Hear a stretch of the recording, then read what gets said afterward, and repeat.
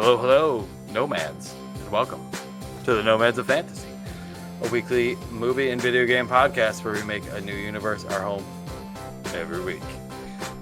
This week we are doing our March catch-up, checking on what we have been playing, what we have been watching this month. With me this week, as per usual, we have Mr. Eric. What up, gamers? What up? We also have Mr. Brandon. Player 3 has joined. Ooh. I'm player 3. Fancy. Oh, okay. I get it. Before we jump into what we've been doing, let me hit up the calendar again real quick. In 2 weeks, we're going to be covering Lord of the Rings. Eric's going to be out on vacay. Well, I will be vacay, gone. Baby vacay. Baby vacay. A baby cake. It's not really a vacation. Eric and his wife having child number 2. Right. And Dave, you're telling me the next time we meet in front of microphones, we're going to be talking about Fellowship of the Ring? Yeah, bro. I mean, yes. It's such a, okay, I didn't know it's it was such coming a big soon. overarching topic, but we're going to try and keep it to this one movie because itching to watch that. Yeah, it's my favorite Lord of the Rings movie. Yeah, it is for sure. The first one. I don't know if it's the music, I don't know if it's the scenes or the setups, but it's just kind of the wow factor movie I got. Yeah. So that we'll be geeking out over that next week while Eric is waking up in the morning to feed babies and do all sorts of fun stuff. Right. What's after that then? Is it going to be Rogue One? Rogue Uno, as they say in Spanish. Rogue Uno. Rogue Uno. For Star Wars Day. It's coming up. So, we haven't watched that in a while. We may have to take some external questions from Eric on that one because I know he's can't just let this one slide. So I'll watch it again with you guys, and I'll submit my comments as well on my third rewatch. Please do. Any questions from the audience? Yeah, let us know. So that's what we're going to be getting up to. Eric, why don't you hit us with the socials real quick before we jump into Act 2? Yeah. Act 2, before we get into what we've been playing here. If you want to follow us, you can follow us at Nomads of Fantasy, Twitter and Instagram. You can join our Discord at the nomadsoffantasy.com/Discord if you want to chat with us in there. Boom. And at the Nomads of Fantasy, I think it's at the Nomads of Fantasy on TikTok as well. Been posting some TikToks up there. I believe you are correct. So yeah, get on it. We got YouTube as well, youtube.com/@nomadsfantasy if you want to catch the video versions. Yeah. Or go play What Map Game. Whatmapgame.com. loves What Map. Whatmapgame.com for all your What Map needs. Right. Go guess some video game maps daily, please. It's a website we designed. We literally made it with our own hands somehow. My own bloody stumps. We're not promoting some random site. Yeah. So we would love if people check that out. Come chat in the Discord. So, all right. Enough of that kerfuffle out of the way. Let's get to the meat and potatoes here. Do it. Who's got something that they've been playing or watching? Who wants to go first here? Eric's leaving for some paternity stuff, so Eric, please. You want me to go first? What the hell have you been doing over there? You want me to go first? Well, I feel like I'm gonna talk about some stuff that you guys don't care about, but it's important. Always care. I always care. Important to me. So as I don't always care. Sometimes you guys talk about stuff I would never play, but let's hear it. We'll get to that.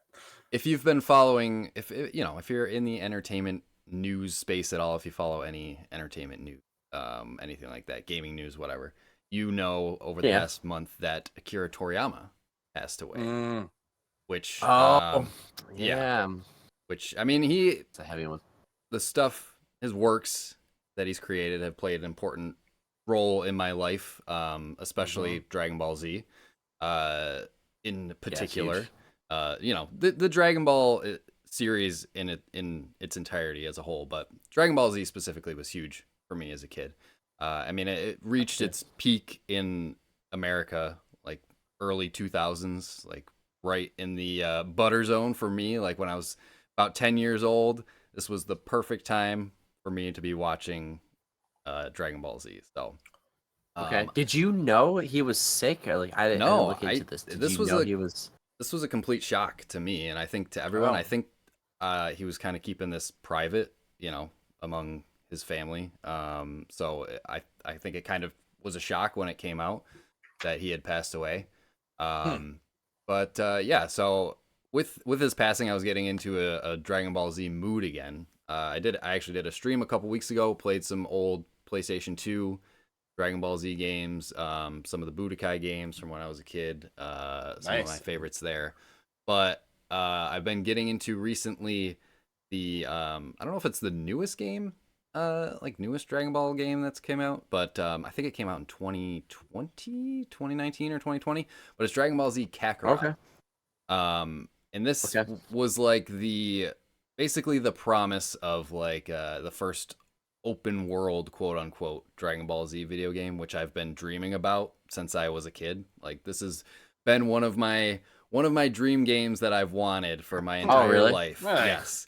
I don't know anything about Dragon Ball Z because my generation was just like a little too old when that came out. Yeah. So why a open world game? Like why is that the genre that you wanted to have for that franchise? Mostly because just the world is so interesting. Wanting to explore the world, every nook and cranny, all the locations that obviously this stuff won't mean anything to you guys, but like West City, the Kame House, Kami's Lookout, going to different planets that they visit, like Planet Namek, all that stuff. So just exploring that world as these characters that I love is, it's just awesome. And I feel like it lends itself really well to an open world game too, because I mean, this isn't fully open world, I should say. It's like big, large open areas, and you can sort of teleport to different parts of the map. But the areas themselves are pretty large, and there's,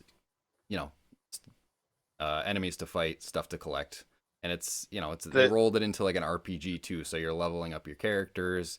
Is it turn-based or is it like with? No, it's like live action? It's like an arena-based fighter, like a 3D fighter. Okay. So you're flying around, you're shooting fucking Kai blasts at each other. You're powering up. It's fun time. Good stuff. That sounds cool. Eric, can I ask you a question? Yes, please. The hell's the draw of Dragon Ball Z? From an outsider, this is what I see. Oh yeah.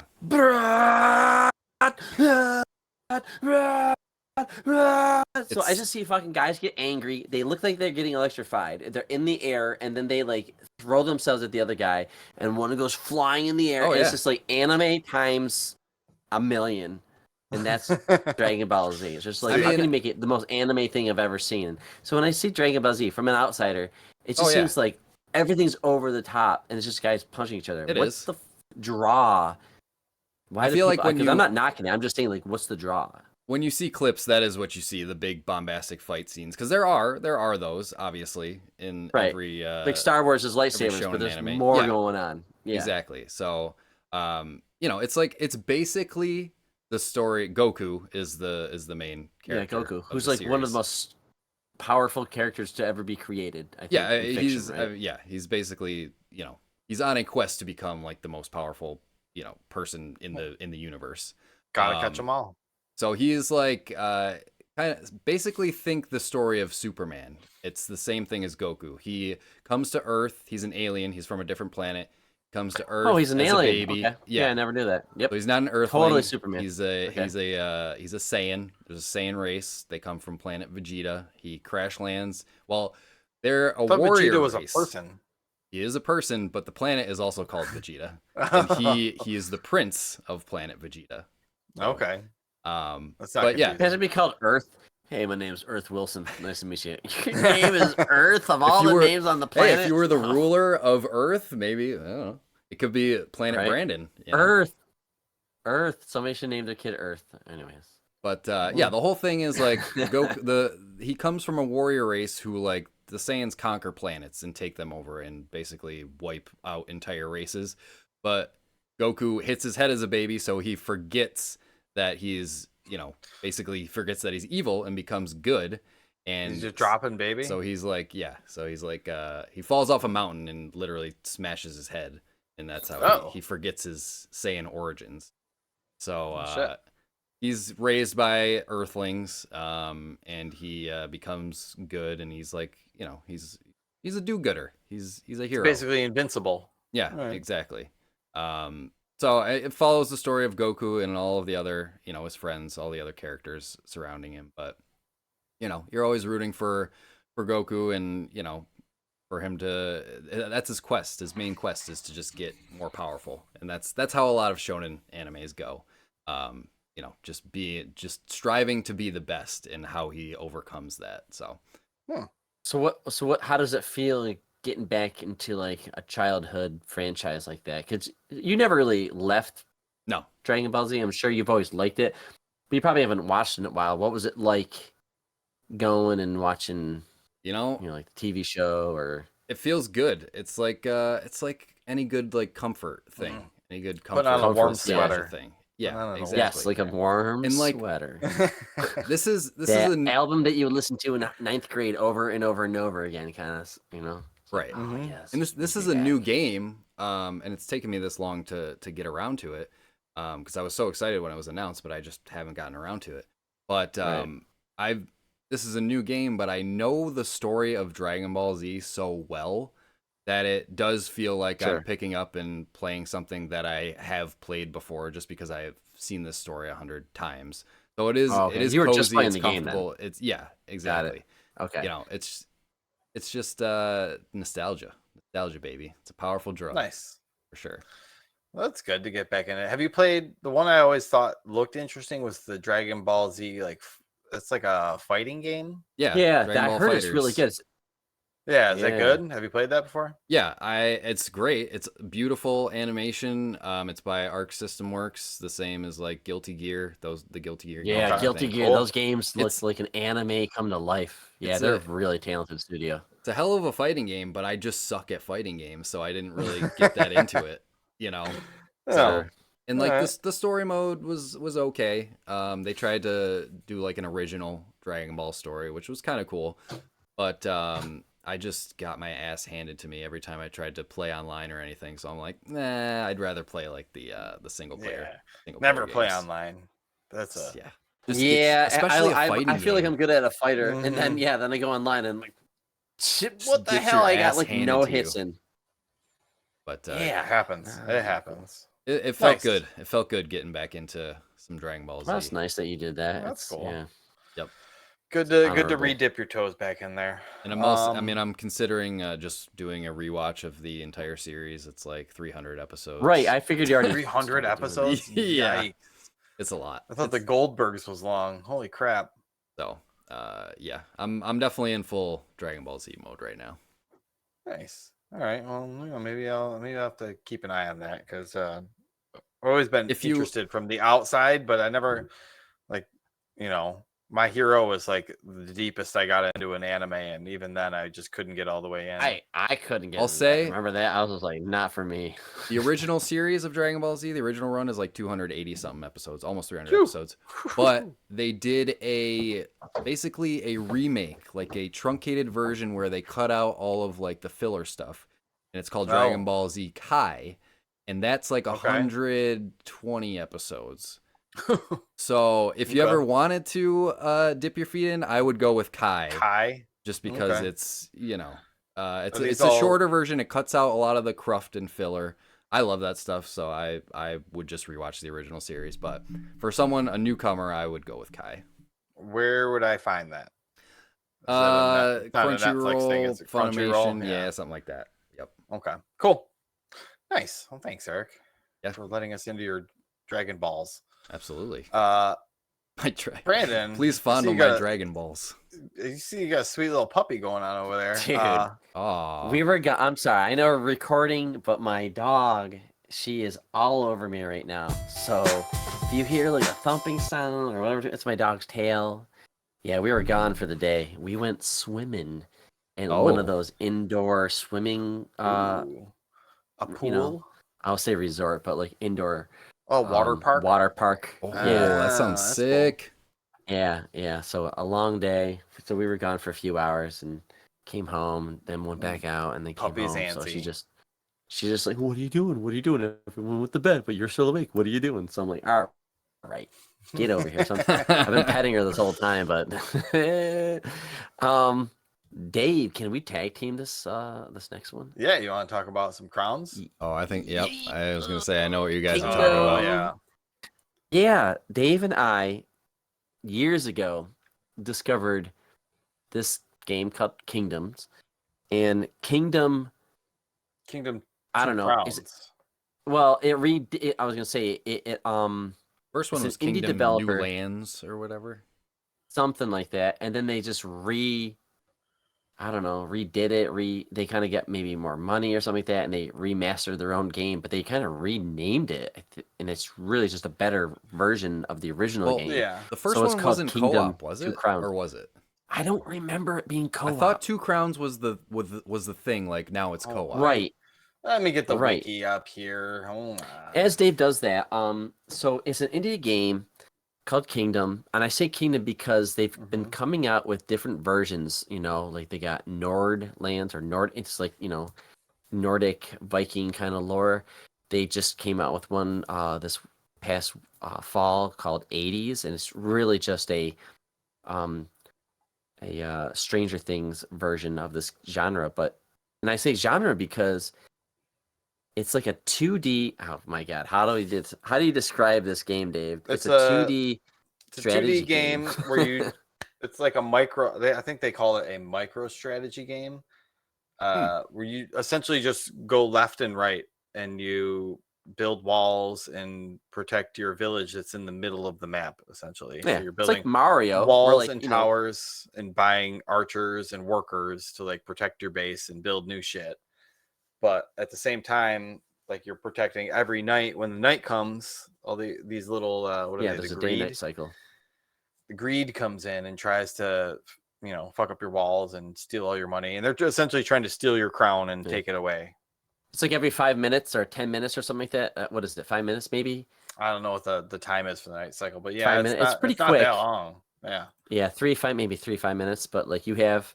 And you can play 2 players, and I said like Mario because it's picture Mario. You can go left or right, and it's I don't know, like that's it, and then you can just use like a button. There's one button depending on what you're standing next to.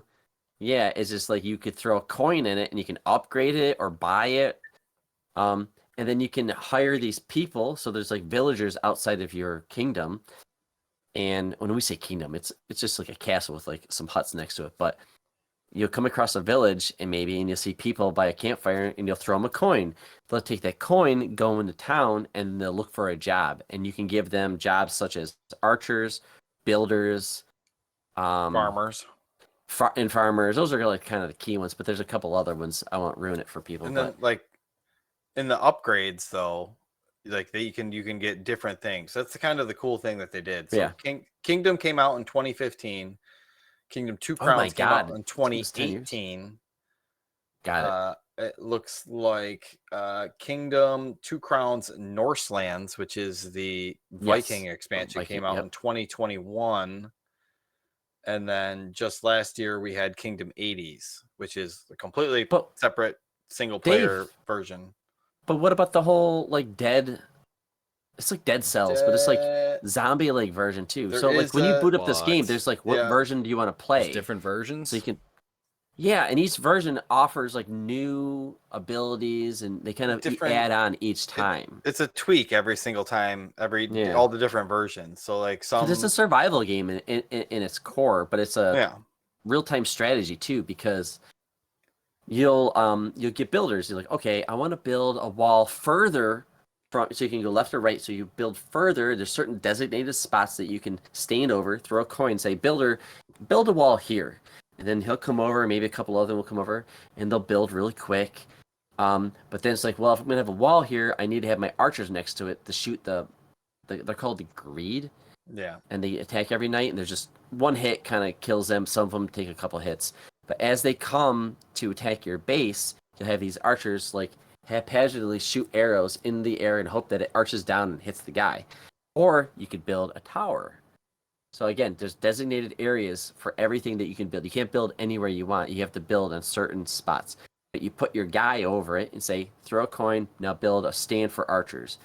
Maybe you want to upgrade it. Now, here's the thing that we haven't even touched on, is that this game has a Zelda element to it, where it's like, just go and figure it out. And they explain some things. Yeah. They just to get you started. Like, here's Not a a builder, lot. here's an archer. These are the things. Archers go and kill like animals. Animals, when they die, give you a coin. That's how you get coins. Got it. Farmers, can harvest stuff, and then you'll get the coins from them. Great. So workers and hunters and farmers will get money. They give me the money. I go and I buy other shit. But like every time you go and explore, again, left or right on this map, the further out you go, you'll come across things. It's like, what the fuck does this do? I don't know, but it's like 10 coins. Some stuff requires gems to upgrade, which it's or like gems. you right, can get 2 currencies. Yeah. Basically, we didn't mention this, but as you're going left and right on the screen, you're either like riding a horse or in the 80s version, you're riding a bike and stuff like that. There's a steed of some kind. You can upgrade your steed. You can buy stuff to upgrade your archers, and then essentially like the main end goal of this left and right, back and forth base building is you want to build the boat and move on to the next island, essentially. Conquer each island. I think there's up to 4 or 5, depending on which mode you're playing. That was my question. Like, is it like there is an linear progression? There's an ending. It's not like a roguelike where if you die, you start over. It is random every time you do play. Yeah. Like, so if you play, a new version of that's kind of cool of the Norse version, like it's not going to be the same map every time. Okay. Right. And even Killer like music, cool. The 80s one. Each time. The 80s one, like the artwork on that is just like super, super nice pixel artwork. Yeah. But that one is only single player, and that is a much more linear story where they have like cutscenes in between things, and you're gathering people to join your crew, and you can go on the offense a little bit more against the greed. There's definitely more of an offensive element. Yeah. Because there's no offense in the first game, but they've been adding ways where you can fight back. Where, like I was showing Dave, did you know some of these steeds that you get can attack, and each one's different. It could be a stag beetle, or it could be a unicorn, or it could be a griffin, or it could be like a zombie horse. There's all these different steeds that you can find, and you'll buy them with coins. Again, you'll come across some like statue or whatever. It's like 8 coins. Like, I don't know what this is gonna do, but here's my money. And then a horse will come out and like, all right, I'll get that then. And then you be on that and like, oh, it does this. It's like it has better stamina, so it won't get tired. And other times it'll be like, oh, it has like this offense or whatever. So, but the game does not tell you before any, like, some games there's always a dialogue. So that before you buy this is what you're gonna get, and this is maybe it'll compare it to what you have now. This game, you'll get somebody like, fuck, I just gave 8 coins for this thing and I don't want it. Now sometimes not a lot, but usually the more coins it is better. So yeah, you are trying to lead these islands, but what's cool is you can I don't know, well, whatever. When you rebuild your ship and you leave and go to another island, every time you do it, your ship crashes.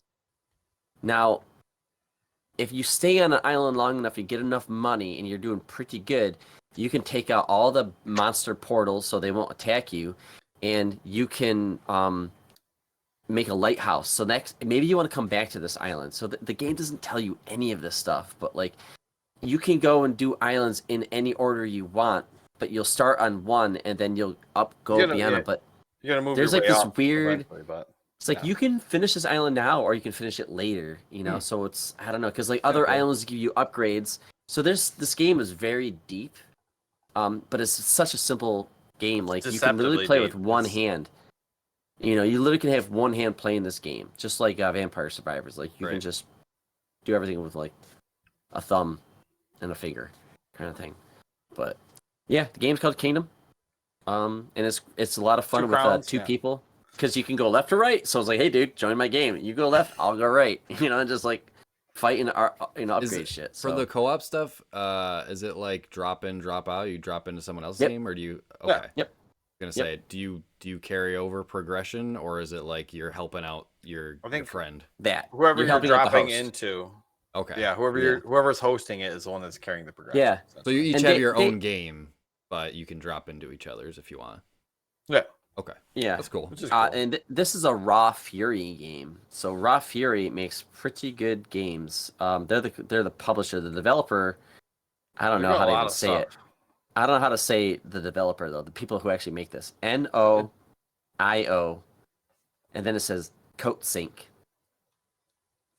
Yeah, Wikipedia says licorice, but Oh, okay. it depends on which version though. Two Crowns was Fury Studios and Stumpy Squid, and then the '80s version was just Fury Studios. Yeah, and it gets So weird with like they might have ports their and own stuff internal. too. Some different studios handle ports. Yeah, the 80 like I don't if you're gonna start, I don't even know where to tell you to start, but because like the 80s version is a great single player like experience, but doing like new lands or the Norse version I think is also like a fantastic if you want to play with other people. So it's cool, it's super chill, super relaxing, like you got calm music, it's fantastic pixel graphics in every single version of this game too. Oh, it's just cool little indie game it's deceptively simple, but it's relaxing. It's a cozy game. It's a nice little cozy Tonight it's just all about not turn-based, but put on some warm blankets when we That's play right. the games. That's true. All right. Well, that was Kingdom. I guess let me jump in here. Yeah, do it. Because I went and saw Ghostbusters Frozen Empire in the Regal. I'm hearing mixed things, David. Yeah, I want to hear this. I mean, you saw it 40X, nice. 40X. So yeah, I got the. Let me pull up the list. I don't think here. I've ever done a 4D movie. The only 4D I swear to God, wind, I swear to God, I felt snow. Oh my God. God. On my face. It was cold. It was that or it was cold rain. But the only 4D I've ever done is the Shrek 4D ride in Orlando, Universal Studio. And it was like the same shit. The rock in your seat, fucking Shrek sneezes and water sprays on your face. Yep. It's got so the seats move on 3 axes. They have a leg tickler between your legs that flips back and forth. They vibrate. There's like air puffs that come out of the back of your headrest. You got water, rain, scents, hot air, bubbles, fog, wind, strobe lights, snow, and rainstorms. Okay. There's literal snow. That's that's what it says on the page. Well, this is Frozen Empire, so I assume it gets so cold. I think it played in well to that too, because there's a lot of like frozen stuff that happens. So the fans kick on all over the place, and like you feel breeze coming in at you, and your seats moving all over the place. I thought it was really cool with like the lightning strikes on the screen and the strobe lights go off on the side of like the movie at the same time. So it it does suck you into the Does it make it more immersive or is it more distracting from the movie? It's a balance, Eric. I've done it. It is, yeah. I did it for Nightmare Before Christmas. So sometimes like I'm in a chair, I'm like, why am I moving around? Why are we doing this? But sometimes when it's like a gentle, the wind like feels cool. Yeah. And like I like that. The movie, I don't need coming out. The smoke coming out is cool, but we were like a little further back. We had so you can decent see seats this time, so you can actually see. Yeah, right. Yeah. If anything, I would sit in like the front section, but in the back row, maybe that might be a good kind of compromise between being close and. It's like 3D. It's a fucking gimmick. Yeah. Yeah, it's all. I mean, it's unnecessary. It does not amplify. It's like, dude, did you see like this movie? But did you see it in 4DX? No, but you didn't see it. It does help with the immersion, though. Like this movie had a lot of by Slimer. It's fun. Like Slimer does, come by and the water shoots out of the thing, and you may get a dry. I barely got wet in this one, so. But it was cool, like car chases and stuff, where they go to pull the e-brake. That's and your cool. High action like shit. And it's like part of it. I felt like I was on a roller coaster where I'm like getting tossed around in my seat like all over the place. So I'm like trying to eat popcorn and I'm just like all over. Trying to take a sip of your drink. Your drink splashing all over the place. Yeah, right. Just trying to miss my mouth with a straw over and over. But Ghostbusters, back to the topic at hand. Kids busting ghosts. Kids busting ghosts. Ghostbusters is and now. Paul Rudd. Paul Rudd's they're all. I mean, they're all good. This movie was made for fans of Ghostbusters. I don't think it's pulling in or creating any new fans or anything like that. Who are It's fans made for of Ghostbusters? old people like me who are fans of Ghostbusters, who have kids who they also want to see Ghostbusters. Okay. All right. Got it. So it's more like that. And I mean, they do have like the kids from Afterlife in it, but then they also have the old people from the original movies. So, right. And they've got everybody in this movie, and it's kind of a lot of people to try and smash into a movie because, yeah, you know, you got to have Dan Aykroyd in there doing his stuff, but then you also have Kumail and you also have Patton Oswalt that are new into the series, and then you got Paul Rudd, and then you got the kids. Wow. They're just jamming them all in there. Wow. And it's just a lot of jumping around from like one thing to the next. So but it is a good, you know, it's a good next chapter in the Ghostbusters series. I think it does a fine job there. I can see where certain people would have certain issues with different aspects of the story, where like some of the stuff that, you know, certain characters do, like they may be like, oh, that's fucking stupid, or like, you know, that doesn't make sense. Like more busting ghosts, less, you know, chit chat and stuff like that, which I do kind of agree with. I wish there was a little more ghost busting and not as less like firehouse chat. I don't know. The originals didn't have that much ghost busting in them. They did, but I think the draw of the original Ghostbusters, what got us all excited in the first place, was the chemistry between the four characters. Mm-hmm. They just felt like fucking guys that just were a mishmash of like, how do they end up together? But they're like put in these funny situations where then the ghost would be there. But I think the draw of Ghostbusters was like the performances of those characters. Mm-hmm. So when I watched Ghostbusters 2, it was more of the same, but it was good. Now when we watched the reboot, right? What was that one called? Unleashed or whatever? Afterlife. Sorry. Not a reboot. Unleashed is the video game. Afterlife. Chapter. Thank you. Whatever. Sorry. I'm sorry. Not a reboot. Yes, the reboot was with the women. Yes. This was just a sequel. So anyways, and I was like, okay, great. They made it for kids now, so it's not going to be as good because the first one was made for adults. It's just that people loved it so much, like families and kids got into it. Yeah. But it was made for adults. Go back and watch it. There's fucking adult jokes in it. It's an adult movie, adult comedy. It's dumb comedy, but it's got fucking awesome. Yeah, exactly. So it's great. When they made the last movie, I was like, this is a watered down version because they're making it for kids, you know, and it's got new characters, but I'm fine with this. And I feel like they did a pretty good job. It had an interesting story. I didn't mind it. The only thing I think remember from that last movie was the podcast character was fucking corny as hell. He was just annoying. Oh, yeah. Now, Dave, I'm concerned because I'm afraid that like after the fourth movie, how can they do anything else with Ghostbusters? That's just it's gonna turn into Jurassic You're World. making me feel like I don't want to. I don't think. Exactly, dude. Because I think the first movie is amazing, and then massive drop off in quality. That and happens then, like the last Jurassic Park every movie, franchise. The new. Yeah, like but I know, but like when you're taking the old cast and the new cast and sharing that movie, it was a disaster for this Jurassic Park movie, and now you're telling me with this Ghostbusters thing, it wasn't like the three Ghostbusters and like the kids, the family, like running around together a lot.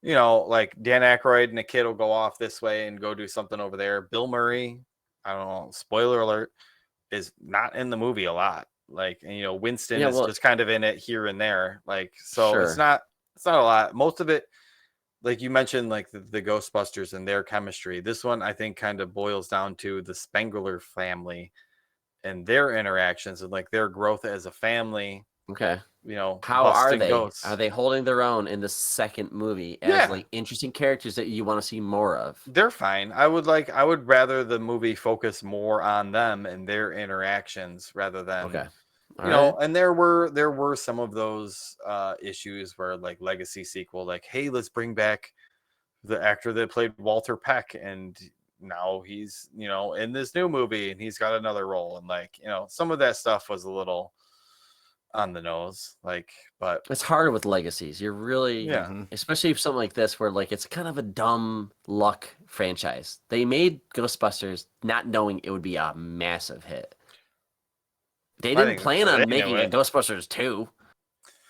You know, Bill Murray and those guys, they knew when they were making the movie, I think, that it was something special, but Like, well, I don't know, man, because I don't know. Every time I look into the making of those movies, it seems like Bill Murray was just like fucking just high on life, just like fucking doing whatever he wants. He's like, yeah, let's make Ghostbusters, and then it's I like, think that's now Bill what? Murray. And they're like, no, let's do another Ghostbusters. They're like, well, I don't want to do that. So he's like super baked the whole time, and they're just like, the story. I mean, the second movie is nothing special. They did more of the No. same of the first one, kind of thing, like Home Alone 2. It's a sequel shit. Mm-hmm. But so I see. I want to. I don't want to sound pessimistic, but I don't know. You watch enough fucking movies and you see enough reboots and franchises. It's just like Jurassic Park is a great example where awesome movie. I want more because it's so good, and then it's like, man, it wasn't that good.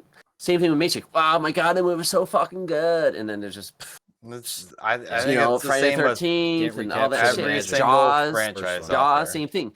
And people love Ghostbusters, like they do. Like I'll see 2 vehicles on the road when they're like trying to like mimic a movie. I'll see a Jeep Wrangler being like the Jurassic Park car, like Jeep or whatever, and I'll see a Ghostbusters car. Like they'll either like put the logo on massive or something like that. It means a lot to a lot of people. Yeah, it's the power of the IP. But I think it's like a movie. I'm just concerned that they're just gonna. I can see the future of this franchise. It's gonna be a downhill from here. I could be wrong. I have not seen this movie, but I'm just. Pretty much every franchise is downhill if the first movie is like is the Earth. Yeah, you is can't like you can't as live legendary up to, as that. You can't live like up you're to never the first gonna. movie. Do they set this like, one up for? I'm assuming they do. Alien. They set this one up for more. They do. I mean, and they this. do, and it's fine. Like I'm not saying it's not a 9. Like it's probably more in like the 7.5 to 8 maybe range, depending on how big of a fan of Ghostbusters you are.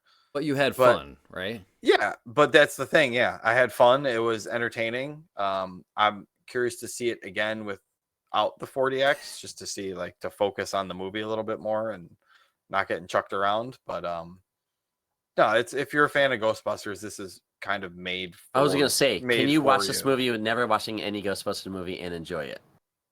I mean, you probably should see Afterlife first to kind of get some grounding on it. But yeah, you'd be fine. If you started at Afterlife and went forward from there, like, yeah, you'd be fine. Okay. All right. Okay. That's and it's kind of refreshing because this one is like one of, like you saw Ghostbusters 2 when they went with what is it? The Carpathian. I forget the guy's name. Vigo. Yeah. Like, getting away from Gozer, like they, Gozer, Vigo, and then come on, this one they're away from Gozer again, which is new area. I think this came from I think this came from one of the cartoons, maybe. I forget. I believe so. I believe this was sourced from the cartoon. Yeah. So I mean, it's cool that it's got some roots in Ghostbusters too. My family wants to watch it, and I do want to see it. I'm just like, where my head's at. I'm just like. You can wait for it to come out onto something. Like you'll be fine to wait. Yeah, I know. I just like it's just sad seeing somebody make something and then it's just gonna. I don't know. Yeah, the last movie was good. It was good, but it wasn't great. It was good. Yeah, and I was just like seeing this. I'm like, this seems more of good. This means it is more of good. Yes, like not all the like. I wish it just like the pace was pace was a little faster, or the jokes hit a little harder, or something like that. But were there fucking mini marshmallow men in this shit? Yes, there were. Which I don't understand. I don't understand how those things. And it's just like producer shit. Make sure that's in there. Why? Because that's what. Like that's not what made the fucking first movie good. Because you want to sell fucking cool marshmallow plushies. It's because exactly. It's because the kids think they're cute. Mm-hmm. My wife bought a little plushie of a little marshmallow man, and a little Slimer too. Fine, so whatever. They were out of ghost I'm just traps. being cynical, I guess. I saw games my mom found had a ghost trap. I was a little jealous of Mike. So Mike's yeah. Yep, they make those replica ones. Those like fucking $200 ones. We went on Saturday. The movie opened on Thursday, and they were completely sold out of them by opening night. They were just gone. That's why they're making these movies. That exact reason. So it's the power of the IP. Mm-hmm. Why didn't Netflix make this a TV show? Netflix could have totally crushed this. It's made for families, and they can already do like the Stranger Things. It You would know, be a like pretty fun they TV show. it would be better because like I'm hearing like that you like the Spangler family. They're the main family, but they're being overcrowded by nostalgia, legacy, character shit. And yeah, you got. I mean, if you're gonna do Ghostbusters, we've been waiting for Ghostbusters 3. You're gonna want to see the old crew together, but I feel like the way they're doing it is just like too much. But 2 hours is not enough time. But it's a movie. We got there's a lot of money riding on this, so we got to get people in these seats. So we got to cram them in there. But if it was a TV show, we could have spent more time with these characters and let the people react to what they like and what they don't like, so that season 2 they can write a more tighter story that's made that for what's working. And that's my problem with movies right now is that they're doing too much to get people excited because like Jurassic Park was a movie, it's got to be another movie. Alien. It's like TV shows are fucking really good now. You can do it. That's all based Game off of Thrones, man, Breaking Bad, man. Like some of the best shit I've ever seen was TV format, and they just like I don't know. It just annoys me sometimes that they do what they're doing in Hollywood. They see that it costs this much to make. We can market it for this much, and we're gonna make this much. It's all just like red and green dollars and cents. Oh so. Yeah. A movie, is much more predictable than a TV show. That's fair. Yeah. All right. Well, let's jump off of this. Ghostbusters. If you're a Ghostbusters, all right, fan, Eric, what do you got over there? I mean, speaking of, getting back into nostalgic things and introducing your kids into things you liked as a child as well. Snow White and Seven Dwarfs? What's going on over there? Pokemon? Yeah. Pokemon. Gotta catch them all. I mean, gotta catch them all. That's right. Again, like Dragon Ball Z, Pokemon was very influential on my childhood. The time I grew up. Everything I'm talking about this episode is going to be strictly related to me and people who grew up in my era. So I feel like I'm sort of alienating you guys a little bit. But Eric's like late 20s. I'm working my way through Indigo. Dave and I are early 40s, so I'll be 30 this year, so I'm getting there. Oh, you turning 30 this year? Oh, whoa! Yep. My Big goodness, dog. man! I thought you were 28. Now you're turning 9. Yep. So Pokemon was huge when I was a kid. And William, I mean, I'm not like pushing my interests on him or anything, but I offhandedly mentioned like Pokemon Go, and he was like, "What's Pokemon Go?" And I'm like, "I'll show you." So we started. Did you know? Yeah. So I showed it to him. There's a Squirtle that lives in our backyard. That's what I know. He thought it was so cool. So we were. I showed it to him, and then he was like, "Oh shit!" And so we started walking around the neighborhood, fucking looking for Pokemon. We got a couple Pokestops around our neighborhood, so it's nice. I'm really excited for warmer weather, so we can actually go out and enjoy the weather, take walks, fucking catch Pokemon. But that was like Pokemon Go was the gateway, and now he was like asking about other games, so I showed him like some of the Switch games. There was like the Pokemon Let's Go Eevee that came out a little while ago. He was really into that, and then he wanted to watch the Pokemon show, so we were watching a little bit of the the original series, Pokemon Indigo League that you were watching over there, Dave. So he's getting really into it. So it's just fun introducing your kid to something that you have a lot of love and nostalgia for. Kids get into that shit. My dude, it's oldest, been like a 9, week, and he's already. But when he was like 6 obsessed. and 7, he was so into it. He would just look at his cards, just look at them, and then like, I was just, dude, just so into it. My kid's 7, and every single day is a Pokemon day. Everything, yeah. Whether it's coming home from cards, or whether it's watching this show in the morning before he goes to school, or he comes home from school and watches Pokemon. All kids go through a Pokemon phase in America right now. Like, there's a phase where, like, how old is your kid? Well, he's getting the Pokemon. Oh, he's at that age, huh? Like, they all are going to get into a Pokemon at some point in their life. It's like baseball cards for us when we were kids. Like, well, I mean, not Eric, but, like, Dave and I, right? Like, everybody went through a baseball card phase, right? Did you? You had to have. I didn't. Like, what you did? You didn't? No. Oh, man. Oh, all right. Yeah, 89, 90. Like, everybody was just like, into baseball cards and collecting cards and all that shit. Yeah, I'm surprised I I was a didn't get into nerdy that. kid. I was playing video But games. now, but like, what if the cards were cooler? Or like those baseball cards could attack each other, or like so like Dude, yeah. Pokemon, way cooler. You're collecting them and they do something. And there's a game that goes with it because baseball's just like look at the Mattingly card, cool. It's a rookie card. Whoa, that's pretty cool. But like, you can have a gold card and just fucking, I don't know. Yeah, Pokemon is just like way cooler.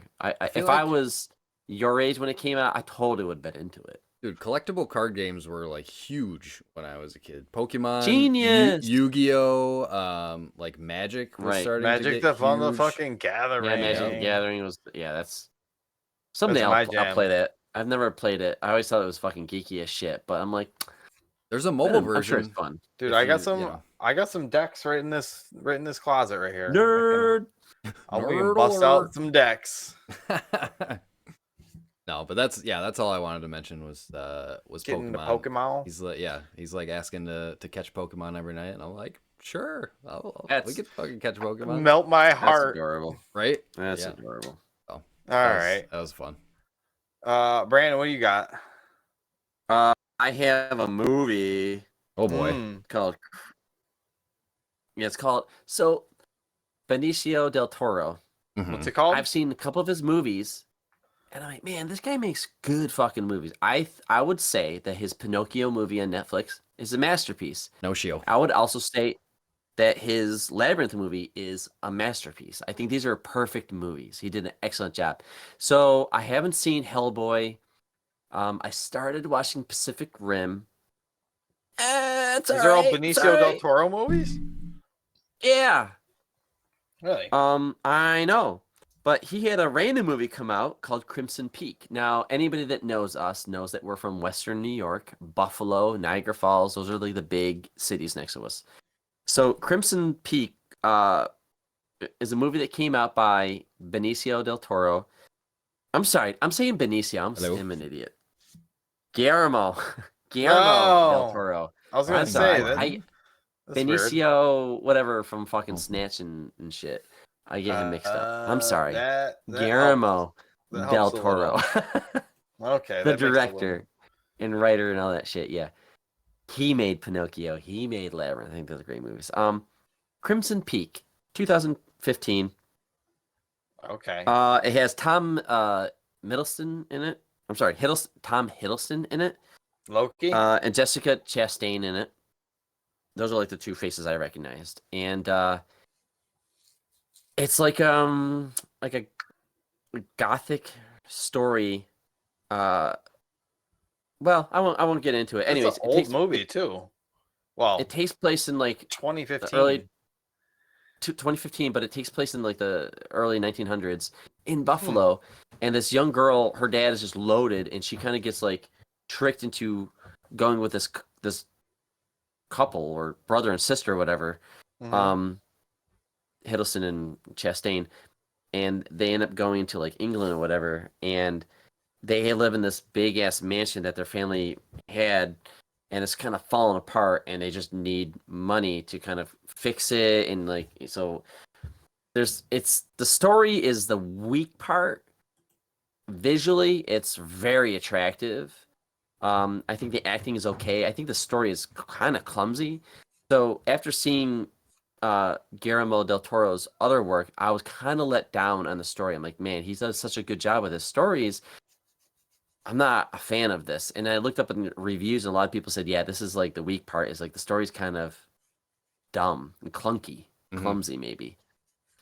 But it's a hell of a thing to look at. So I don't know. If you want to check out a timepiece, I thought it was worth seeing because it's got some good horror in it. It's based in Buffalo? It takes place in Buffalo. The first half hour is in like 1920s, 1910, like Buffalo or whatever. Huh, crazy. Cool. And I was just like, oh, this is pretty cool. Yeah. So there's a whole chunk in there. And then real quick, the other thing I checked out from my library, because I like to borrow games from the library, Warhammer. I don't know anything about Warhammer, but they come out with video games. But I know they're famous for like board games and shit and books or whatever. They're super deep. They're up there with like Star Wars and Tolkien and all that stuff. Like there's some deep stories and deep lore and all that stuff. But anyways, they come out. This franchise, this IP, they make so many video games. They have a Left 4 Dead genre. They have, like Diablo clones, right? RTSs, well, all sorts. This one right here is an RTS, so it's called Warhammer. Warhammer: Age of Sigmar, Realms of Ruin. It's on PlayStation 5, Xbox Series X and S, and Windows.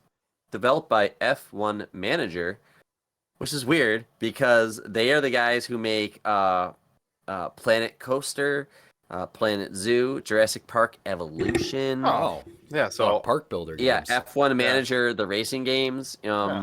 So and then like I don't know, Lost Winds, I guess. But and I say Elite Dangerous. So very random, but the name was just like wow, right? But so this is an RTS, and now the only thing I want to say is it's on console, and there aren't that many RTS games on console.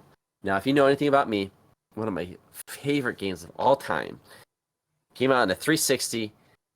It's called Xbox 360 and PC. It was called Lord of the Rings: Battle for Middle-earth 2. It was an amazing RTS game. They have since shut down the fucking servers. It's a shame I can't play that game online. I still play it on my 360. So I'm always yearning for like a good RTS on the modern consoles.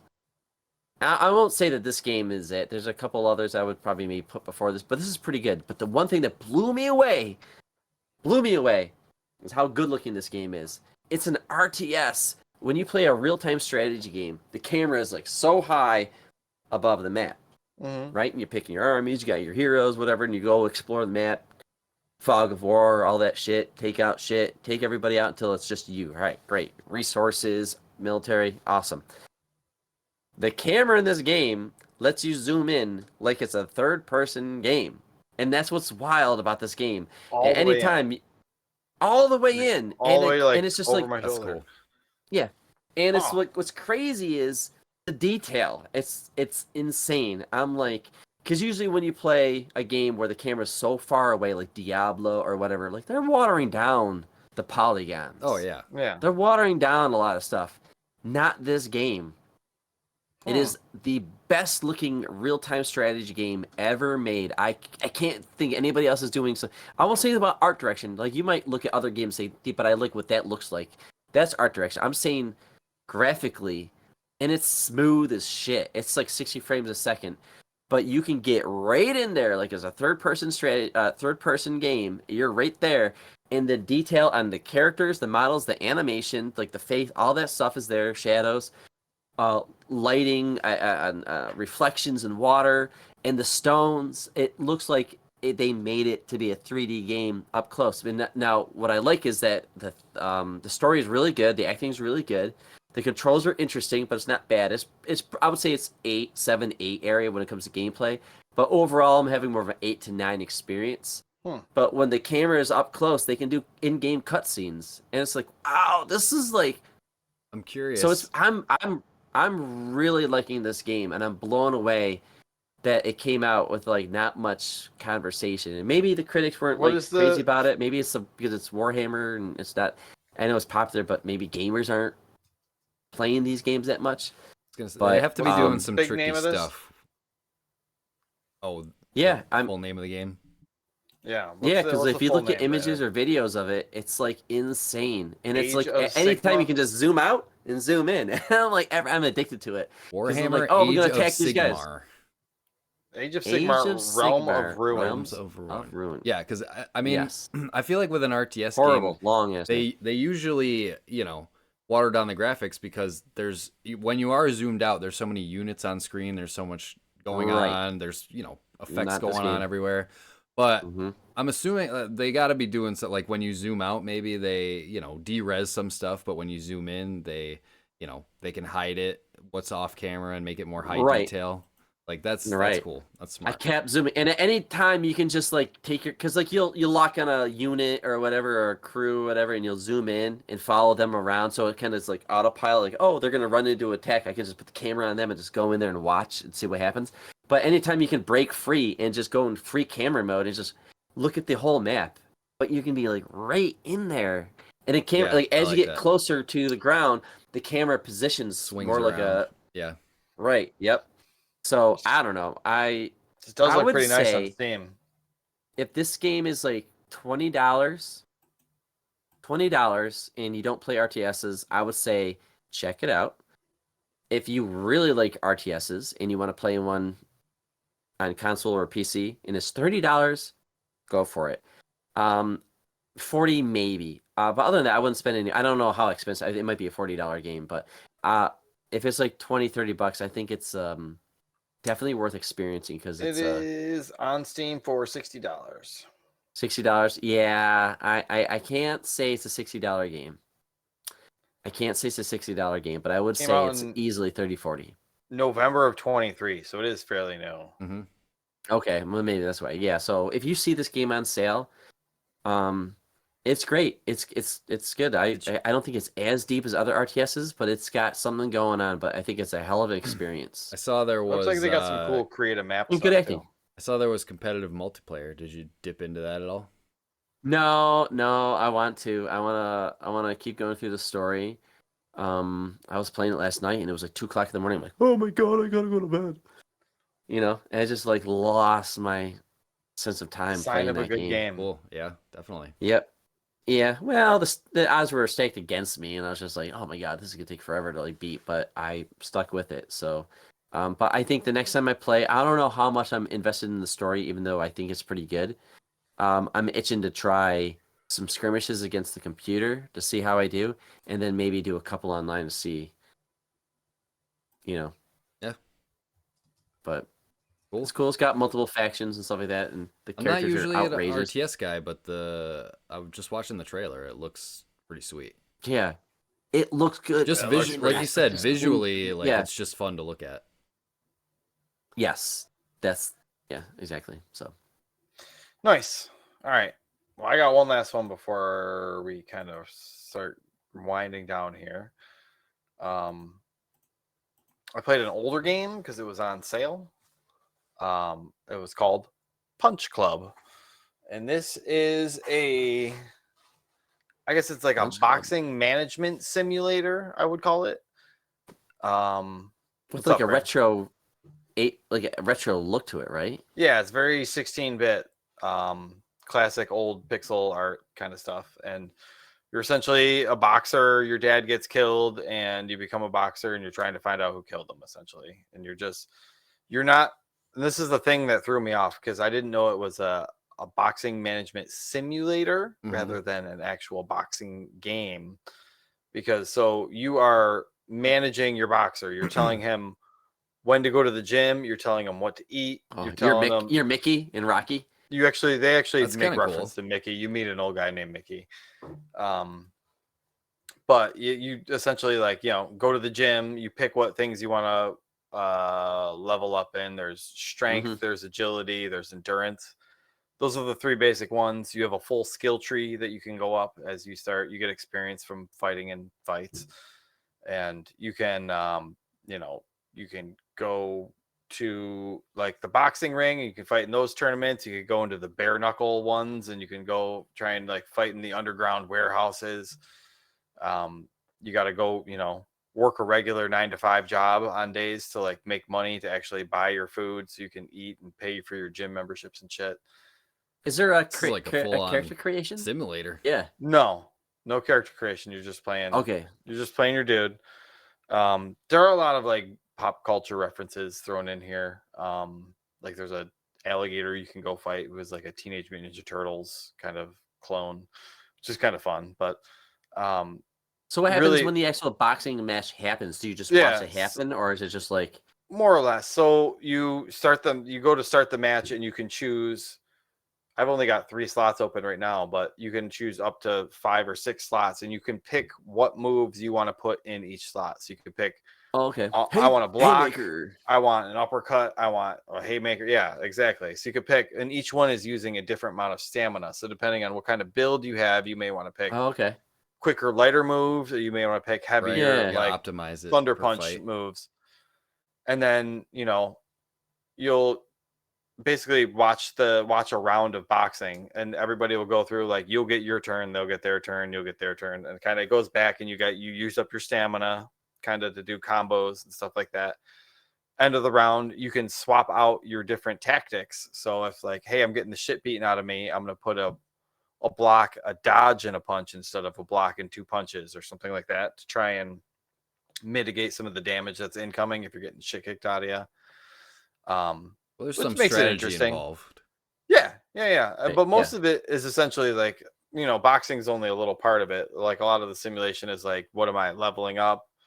You're managing, like, I have to go to work to make this money so I can feed myself, and then I've got to fight tomorrow night, so I gotta go to the gym and increase my strength, because you're every day, if you aren't consistently, like, working out your stats will get a little bit worse every single day. So Well, I was gonna say, like, can you, like, be malnourished?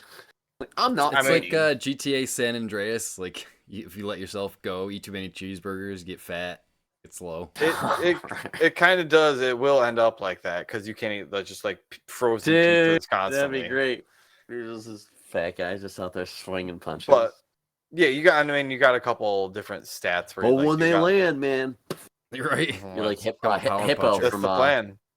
It's the way of the bear guy from King Hippo from Punch Out. King Hippo. Yeah, fuck King Hippo. That guy sucks. It's all about Soda Pop Szynski. That's the real bastard of this thing. But no, yeah, you got different stats, and depending on what level there are, you might have like lower hit points when you start the fight if you're tired, or if you're haven't eaten in a while or something like that. So it's just a cool little boxing sim. I bought it on sale for like $2. I'm looking on Steam right now. It's on $10. $2. You might as well. I think a McDouble costs more than that. Like, I think that's $2.50. Very positive reviews on Steam. Would be a perfect mobile game, like which it is available. Actually, it is available on mobile. Yeah. And they just actually released Punch Club 2 last year, which is kind of probably why it's on sale. I'm gonna check this out on mobile, actually. Is it on mobile? Yeah, it's on iOS and Android. There you go. Boom. Yep. Seems like a perfect phone game. But yeah, Punch Club 2 looks like it came out in July of last year, so it's not even a year old yet. So okay.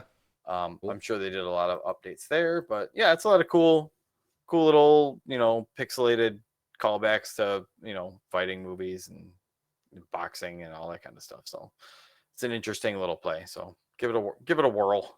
It's worth a try. That was about it for me there. Eric, you got anything left? Yeah, I got a couple last little things. Take us home, Eric. Got a couple last little things here. Here. I watched a documentary called Quiet on Set. I don't know if you guys have seen this going around on like social media. Oh yeah. That sounds familiar, yeah. So this again is another thing that hits close to home for me as when I was a child. So I mean, early like 2000s, Nickelodeon was huge. Obviously, it's still huge. But Dan Schneider was a producer over at Nickelodeon. He was making like all of the kids shows, producing all the kids shows back then. Yeah. So like the Amanda Show, all that, Drake and Josh, basically all the shows that I watched as a kid.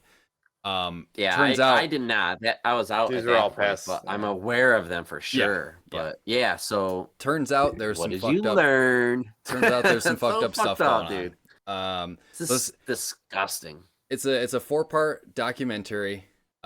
Basically outlining a lot of like they got a ton of the actors from all those old shows to come and speak about their experiences working on these shows, working with Dan Schneider and working with some of the other people. Like Ariana Grande, was she on there at all? Yeah, Ariana Grande was on a show called Sam and Cat. Sam and Cat, yeah. And like Dan Schneider, he never like sexually abused anybody, but he was creepy created a very hostile work environment and like sexual harassment like up the wazoo, making like very inappropriate jokes, writing super inappropriate jokes for these kids shows.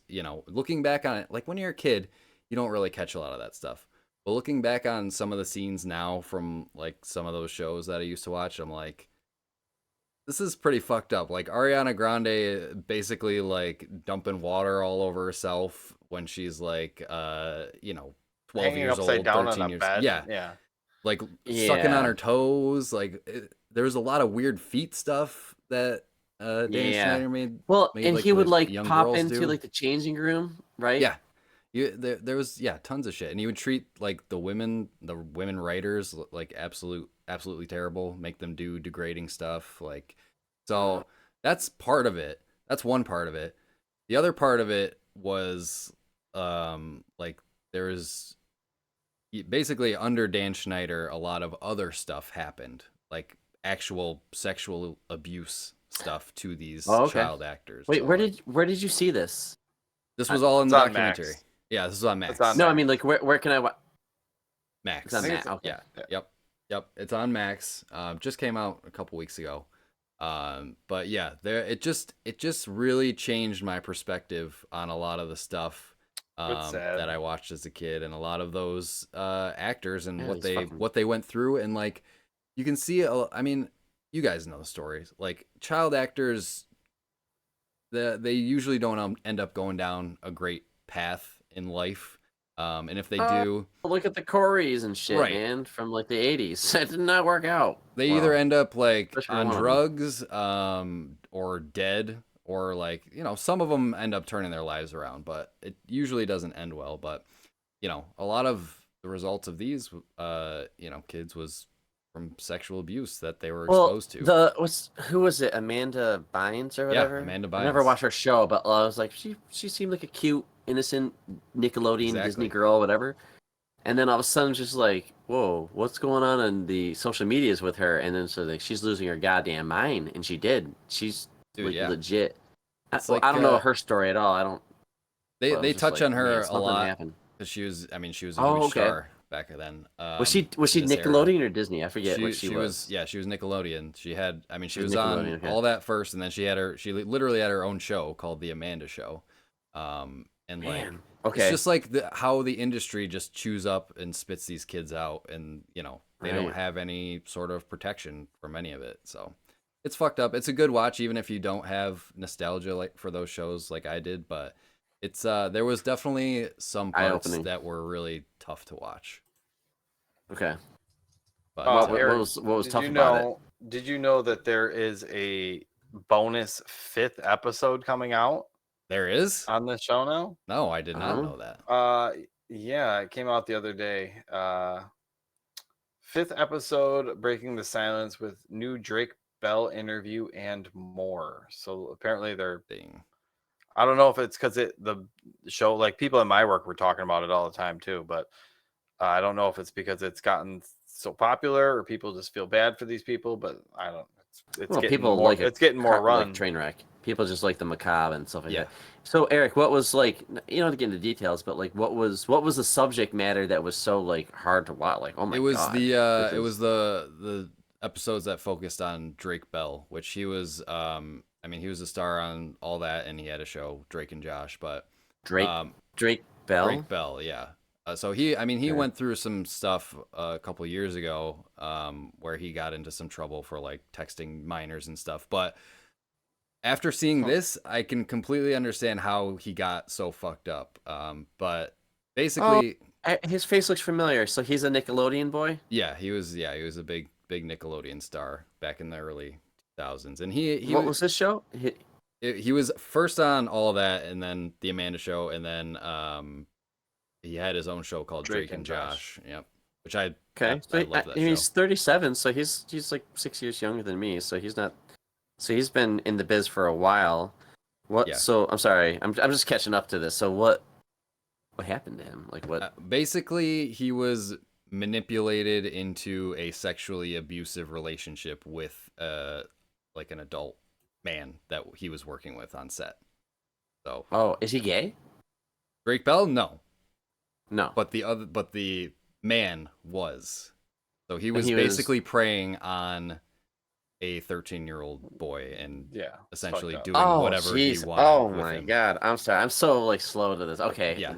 It was Fuck. Yeah. So it goes into detail. And like, what were the parents doing? Like, they didn't know. There's a whole part in the story about that. They want the money. They wanted the check or something like that. The dad thought something was up, and the mom was. It's a whole thing. It's like the whole situation.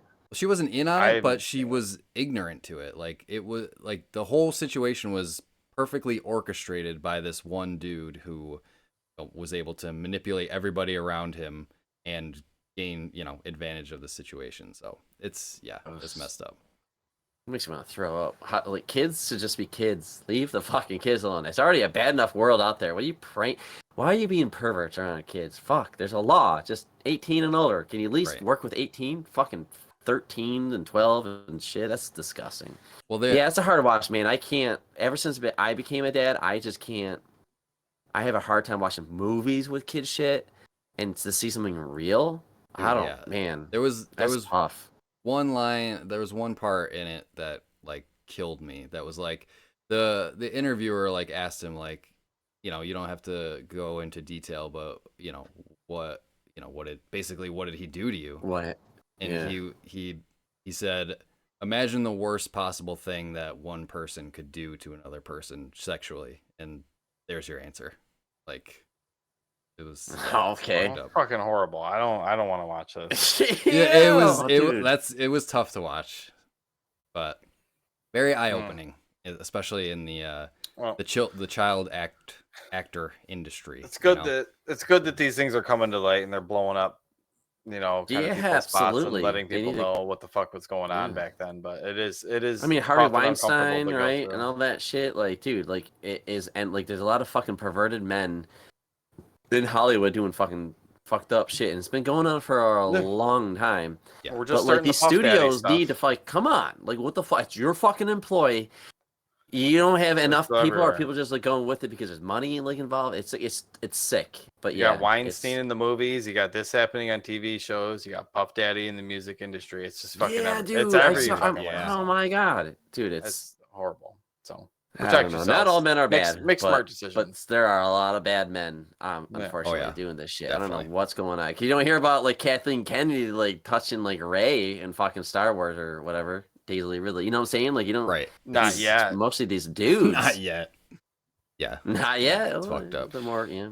All right. Well, let's kind of start winding down here. Brandon, do you have anything left you wanted to hit on? No. Two more quick things. Just two more checks. I'm in season 6 of Better Call Saul. I got like 5 episodes left. Yeah, you've been grinding on that. Been cranking on that, and Balatro update as well. Still cranking on Balatro. I've won with 5 decks now. I've been like stuck on the black deck, which was really been pissing me off. I was going to ask you which ones have you beat it with?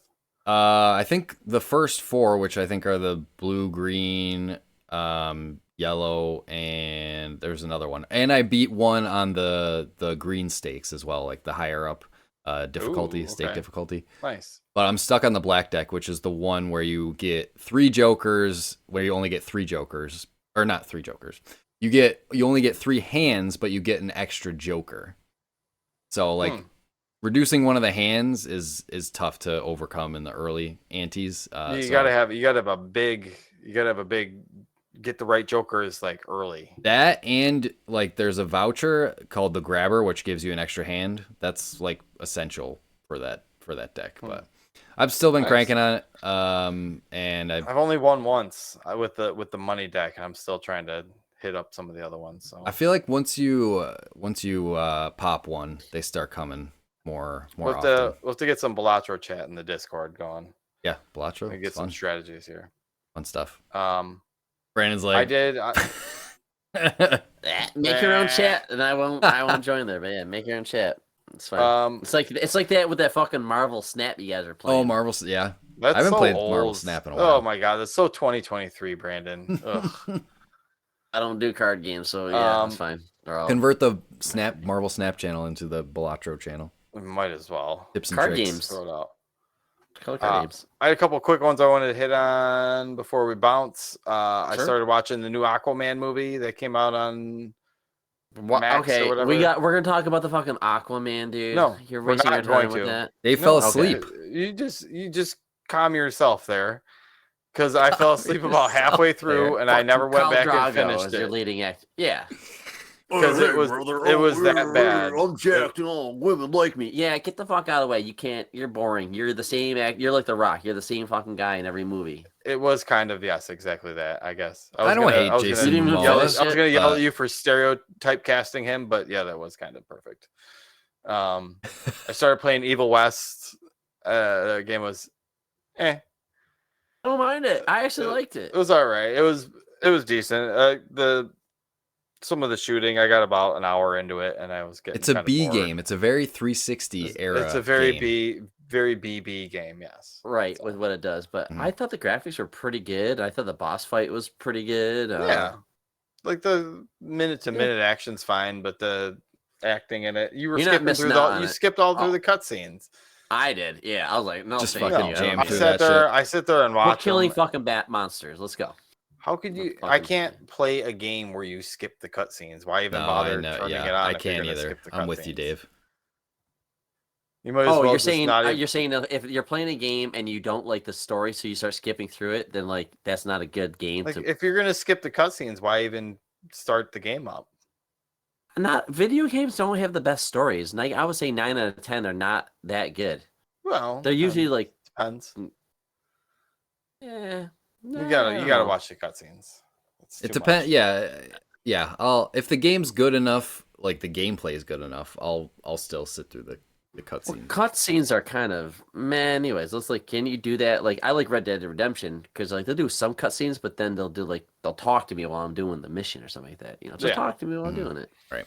It takes some time and money to make that. So yeah, not everybody's Rockstar. That's AAA. That's true. Yeah, that's AAA material there.